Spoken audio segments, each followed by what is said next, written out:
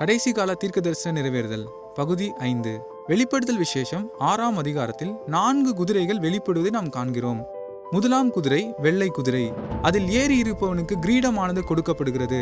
அந்தி கிறிஸ்துவானவன் யுத்தத்தின் மூலமாக அல்ல, போலியான சமாதானத்தின் மூலமாகவே இந்த பூமியில் ஓர் உலக அரசாட்சியை நிறுவுவான். இரண்டாவது சிகப்பு குதிரை. இந்த குதிரையானது பூமியிலிருந்து சமாதானத்தை எடுத்து போடும்படியான அதிகாரம் கொடுக்கப்படுகிறது.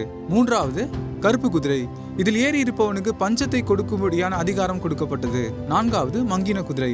மூல பாஷையில நாம் பார்க்கும்போது பச்சை நிறத்தை குறிக்கிறது. பச்சை நிற குதிரையானது பூமியிலே மரணத்தை கொண்டு வரும்படியான அதிகாரம் கொடுக்கப்பட்டது.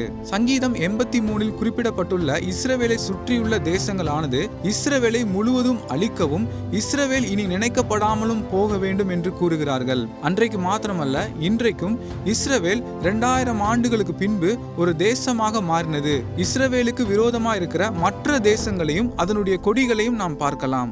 இது வெளிப்படுத்தல் விசேஷம் 6ஆம் அதிகாரத்தில் நாம் பார்த்த 4 குதிரைகளின் வண்ணத்தையே வெளிப்படுத்துகிறது. தற்போது நாம் கடைசி காலத்தில் வாழ்ந்து கொண்டிருக்கிறோம் என்பதை நமக்கு காண்பிக்கிறது. கர்த்தராகிய இயேசு கிறிஸ்து சீக்கிரம் வரப்போகிறார். நாம் ஆயத்தப்படுவோம்.